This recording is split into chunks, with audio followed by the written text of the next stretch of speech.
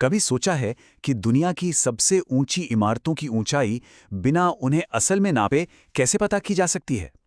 आज हम गणित के एक ऐसे ही जादू के बारे में जानेंगे, यानी त्रिकोणमिति के बारे में, और देखेंगे कि कैसे एक मामूली से दिखने वाले त्रिभुज के अंदर छुपे सीक्रेट्स हमें दुनिया की सबसे बड़ी चीजों को नापने में मदद करते हैं।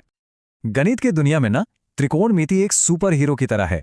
ये उन रहस्यों को सुलझाने में हमारी मदद करती है जो नामुमकिन लगते हैं।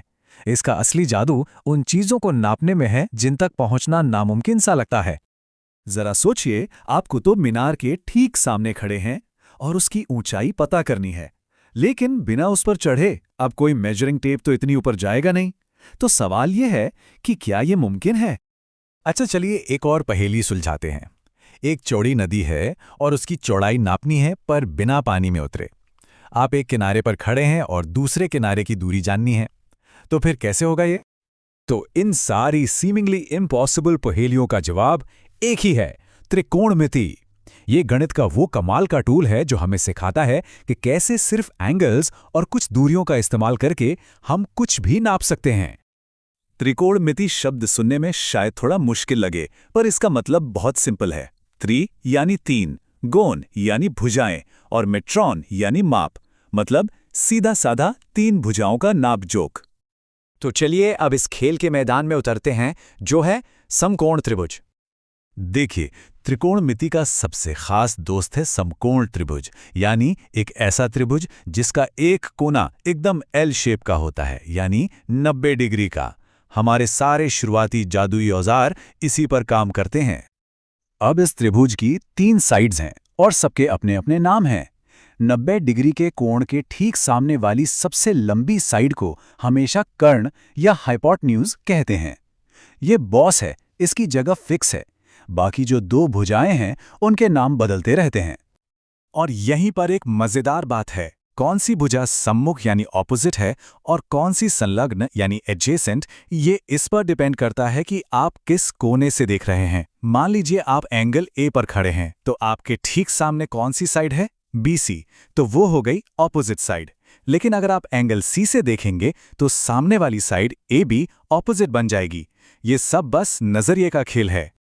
तो अब जब हम मैदान को समझ गए हैं, तो वक्त आ गया है हमारे टूल बॉक्स के मेन हीरो से मिलने का, जो एंगल्स को साइड्स की लंबाई से जोड़ते हैं।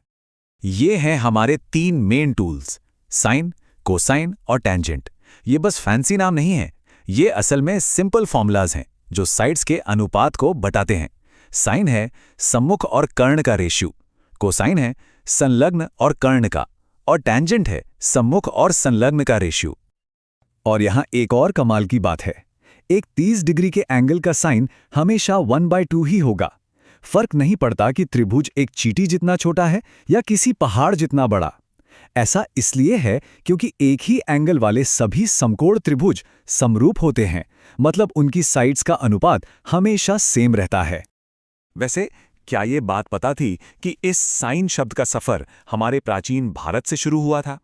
महान खगोल शास्त्री आर्यभट्ट ने इसे अर्धज्या कहा था। फिर यह शब्द अरबी में जीवा बना, फिर लैटिन में साइनस और आखिर में छोटा होकर साइन बन गया। गणित की दुनिया सच में कितनी पुरानी और दिलचस्प है। चलिए, थ्योरी बहुत हो गई, अब इन टूल्स को एक्शन में देखते हैं। और अच्छी खबर यह है कि हमें हर बार ये रेशियोज कैलकुलेट नहीं करने पड़ते। कुछ कॉमन एंगल्स के लिए ये वैल्यूज पहले से ही तय हैं, जैसे इस टेबल में।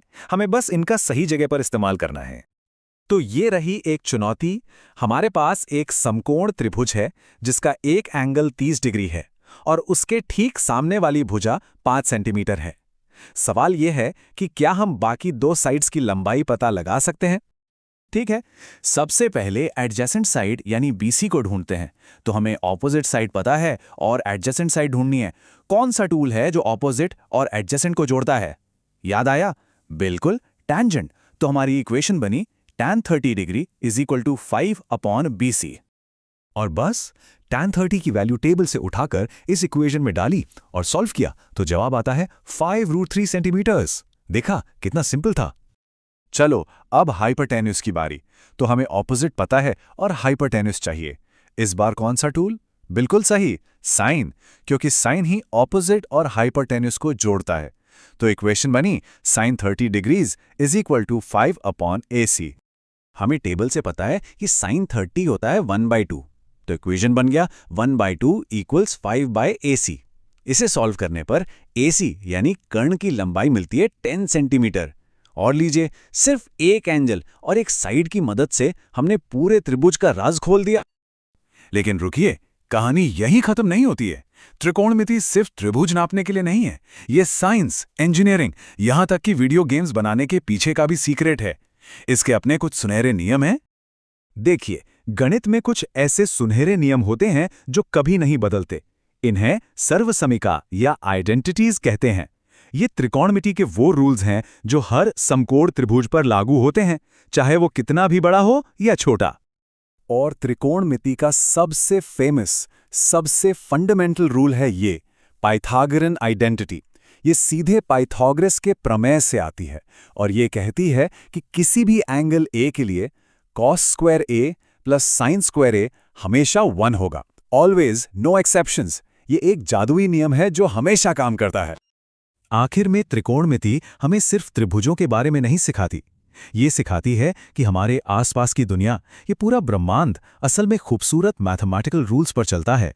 ये हमें सोचने पर मजबूर करती है कि और कितने ऐसे रहस्य हैं जिन्हें हम गणित की मदद से सुलझा सकते हैं।